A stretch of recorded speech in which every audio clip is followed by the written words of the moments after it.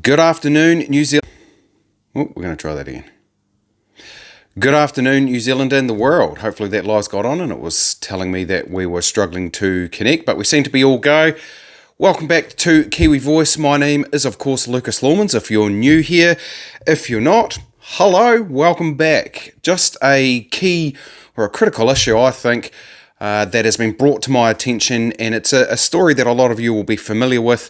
But we just want to give you a bit of an update in regards to what's going on with Fire and Emergency Services New Zealand and the situation around staffing, etc., and their vaccine mandate. So we'll wait for a few peeps to get on, and hopefully we are all good to go shortly. But regardless, the idea of this, as per usual, is to get it up on the page, get the information out there, and we'll get involved in the conversation in the comments a little bit later on. So I have been contacted by the Independent Media Association of New Zealand, and we are sort of getting together. This is real grassroots independent media stuff, trying to bring awareness to what we think is a critical and key issue in a combined effort. So not sure if many of you will know, but FENZ, or Fire and Emergency New Zealand, is currently still working under a vaccine mandate still, which includes the requirement to receive boosters every 3 months or you're out.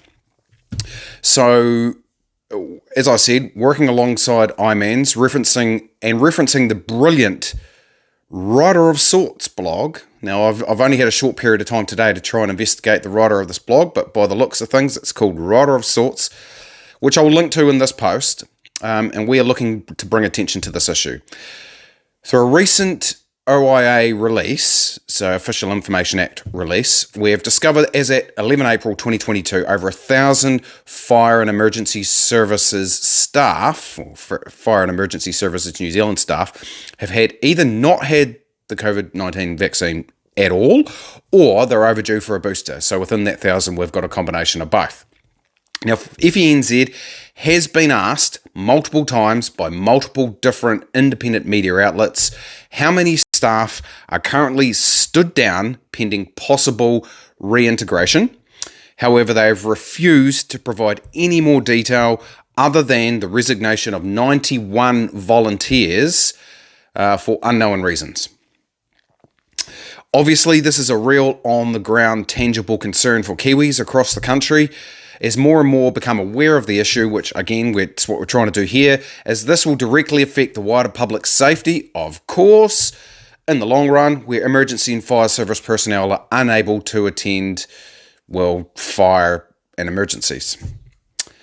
Now, as per the United We Stand website, the affected FENZ staff had joined the New Zealand Police and Defence Force case. So we're all familiar with that. We've covered it extensively on Kiwi Voice, as well as pretty much every other independent and mainstream media outlet in New Zealand.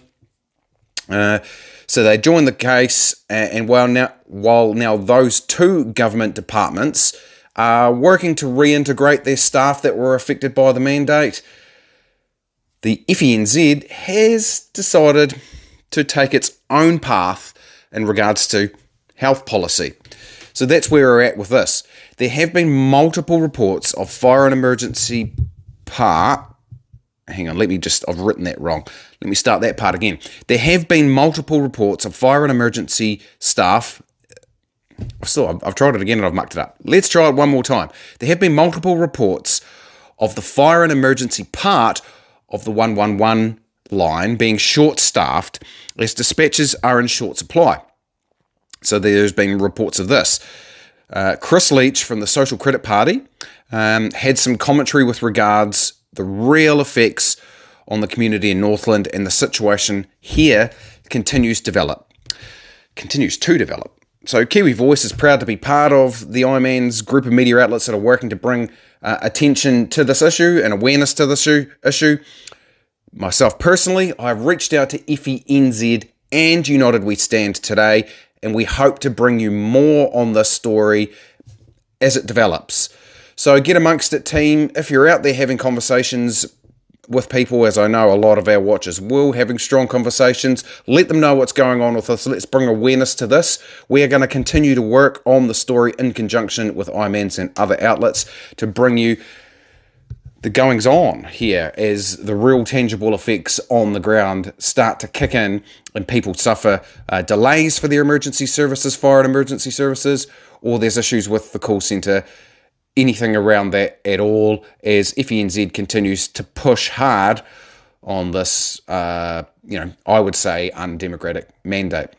So thanks everyone for tuning in. Real quick one for you today, just to get this information out there, get the awareness up there, let you know we're still continuing to work on the story. We'll hope to get some commentary from informed people on the subject on the page in the next couple of days. We'll leave it there.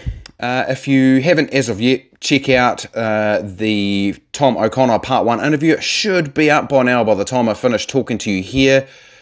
We've uploaded it. It's good to go. They take some time to process, so it should be there now. Hope you've had an awesome long weekend, team. Really appreciate you tuning in to hear us talk about FENZ and the situation there. But for now, stay safe, stay free, keep an eye on the story. We'll see you again real soon.